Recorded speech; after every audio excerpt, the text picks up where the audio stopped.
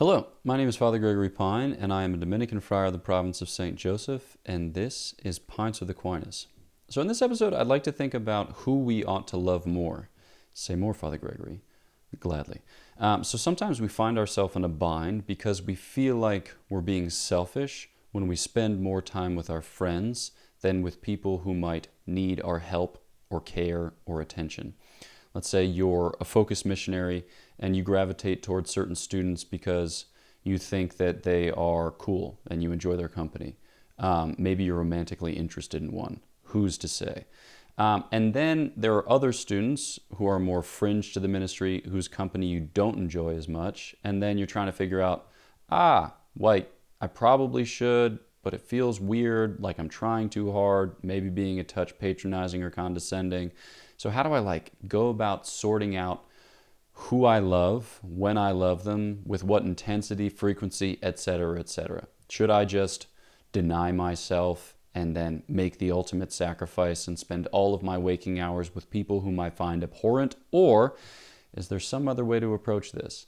So here are some principles. I don't even know if I'm going to answer that question directly, but here are some principles for thinking about how to order our relationships within the plan of God and unto His glory and our salvation. Boom, let's go. Okay, so in a certain sense, we're in a bind because we're Christians, or most of us are Christians. I'm a Christian. Because we have this sense, it's kind of a vague sense, but there's some backing to it, that we espouse a kind of universal ethic of love and that we're responsible for loving all people equally. The problem with that, though, is it very quickly becomes milquetoast egalitarian blandness, which none of us want. And yet, the gospel is very clear about certain things, like you should love your enemies, okay? That's just the business, okay? You got to love your enemies. And also, you're called to deny yourself. You're called to sacrifice. So then, how do we sort out these evangelical commands, maybe differentiate them from certain 19th and 20th century bizarro world, universal ethic, utilitarian, consequentialist nonsense, right, and just drill down? So I would submit to you that a super helpful principle for thinking about our lives and the love that we share is the Ordo Amoris. Okay, so the Ordo Amoris means the order of love. This is a principle, it's as old as creation, but it's St. Augustine who formulates it in a particular way, and I get it from St. Thomas Aquinas because I get everything from St. Thomas Aquinas. I practically get my Philadelphia Eagles news from St. Thomas Aquinas nowadays. Just kidding, but seriously. So when we're talking about the order of love, we're talking about a kind of rank order in creation of those who have a claim on our heart and on our life more broadly. And the basis of it is likeness, right? Or union, you're like. What are you even talking about? Great question. Okay, so there's this sense here that a principle of love is likeness. When St. Thomas describes the causes of love, he lists first likeness. Well, he lists first knowledge, because you can't love what you don't know. And then he talks about likeness, and then he talks about goodness. Okay, so goodness makes sense to us, like I'm going to love a thing that seems good to me, but likeness, basically, in order to love a thing, you have to recognize that thing, as somehow like unto you, as somehow pertaining to you, or as somehow applying to you, however you want to describe it. Because if not, it wouldn't attract you, it wouldn't draw you. You can think here of a very basic description of love, which St. Thomas gives. He says it's a kind of recognition of the good that fits. All right, so we love a thing when we recognize it as a good that fits, and then we desire it, and then we enjoy it, okay? Because it's like a perfection for us. It builds us up. It makes us to be what we were meant to be. So if we're going to love something, we have to see it as somehow like us or as corresponding to us. And so this means that when it comes to love, our loves are sorted on the basis of what is most intimate to us, or what is most like unto us, or what we share most with. And here, now we're talking about union and unity. So that the basis of unity, the basis of how I can kind of share a life with someone else or something else, is the degree to which that thing can inhabit the same, it can breathe the same air, it can inhabit the same space, it can live the same life. Okay, and here, somewhat strangely, we start with God. But it makes sense because God is in fact more intimate to us. He is more interior to us than we are to ourselves. God is more personal to us than we are to ourselves in a strange way. But it's true. So we ought to love God most because He is most like unto us. He is more like us than we are like ourselves. That's a weird sentence. I'm just going to leave it, okay? But then we're used to the typical Christian triad of God, others, self. But strangely, St. Thomas, following St. Augustine, just says, no, self, because you are more like yourself than you are like the other.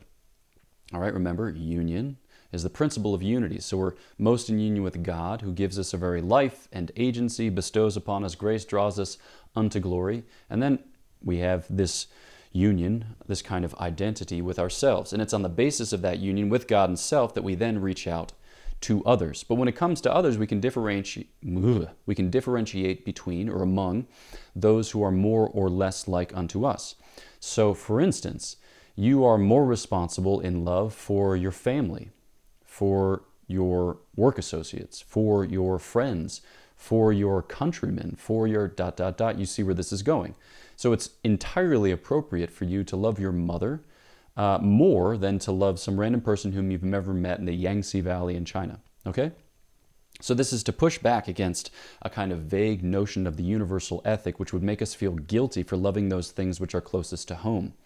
This is just part of what it means to be situated, or part of what it means to be embodied, is that we have these kind of fellowships, as it were, or connections, which place a genuine claim on our life. So here's a terrible example, but an example that helps to focus the point.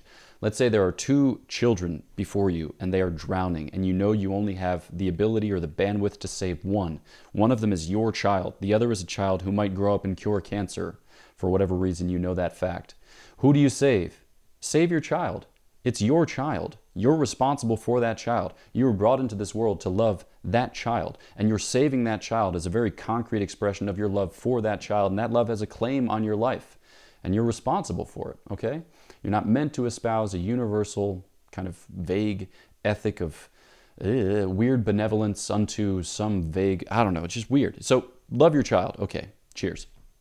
And so let's just drill down on some of the implications of this vision.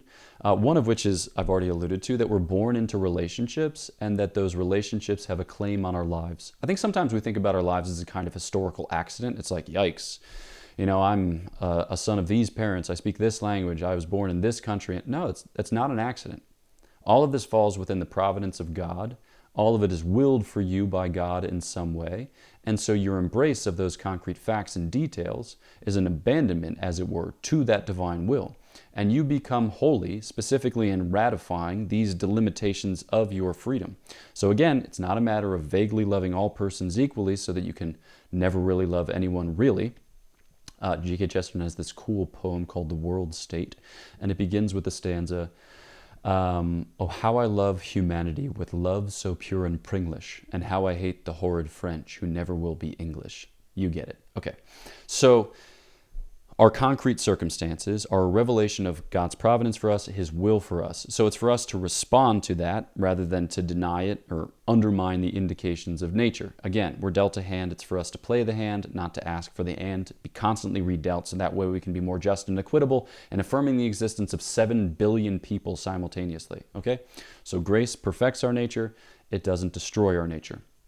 So pushing back then against the problematic, we want to insist on the fact that there's a kind of scandal of particularity, which is part and parcel of human life. So like our Lord took the sacred humanity that He took in the time that He took it to the parents from whom He received it, among the people whom He prepared for. You know, like there's all this particularity in the Lord's choice, and those resonate through our own lives in the church and through the sacraments and blah, blah, blah. Sorry, blah, blah, blah is dismissive. I don't mean that.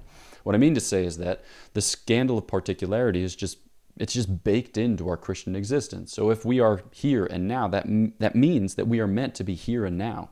We're not to lament the fact that we're here and now. We couldn't have been, no, good, okay? And then we're with these people. We're meant to love these people. That's scandalous insofar as it's not elsewhere or it's not otherwise, but it's what we're meant for. Now, we are supposed to have a preparedness of spirit in order to love those enemies, to love those strangers, to love those whom we might cross paths with along the way. But that doesn't mean, again, carving out bizarro world principles that don't actually have real traction. So at the end of the day, our Christian lives are an affirmation, right? Our Lord says, come, follow me, and we follow after Him. And that's the basis, that relationship is the basis of subsequent relationships which have a claim on our life to which we ought respond in a way that's just and equitable, yes, but in a way that genuinely reflects the concrete facts of our Christian discipleship. So returning then to our focus missionary, I would say that you're a human being, okay? And that human beings need friendship, and that it's good to experience friendship. Those are always going to be complicated in ministerial settings, so I'd caution or encourage a modicum of prudence. But then you're also missionary, you're disciple, and well, you're missionary, you're discipled for this campus, all right? And so that's the particularity of your circumstances, and you should try to stretch it to the bounds of those who fall within the bounds of your call, right? Bounds. You get where I'm going. So I would say don't be drawn into a particularity which is in fact a selfishness, but don't deny your loves just because you fear they're not sufficiently altruistic. Because your loves are an indication, and yet they still stand in need of healing and of growth. And I think as they heal and grow, the compass of your love will come to embrace more and more. But it'll always be on the basis of good friends and good friendships, which stay close to home. Never as close to home as God is close to you, because that's the closest indeed. And you're going to have a real sense of self and a love of self. But then as you branch out, your love will come to embrace those, again, who fall within the bounds of your reach. So I hope that's helpful. If it's not, my bad. This is Pints with Aquinas. If you haven't yet, please do subscribe to the channel, push the bell, get email updates when other things come out on the channel. I contribute to a podcast called Godsplaining, and I contribute to it with 4 other Dominican friars, and we often talk about themes just like this. We're sorting out loves according to our intuitions in light of Christian principles, it seems like every 7th episode. So check that out. We have Thursday regular recurring episodes, guests every other week, live streams every other week, and special episodes during big liturgical seasons.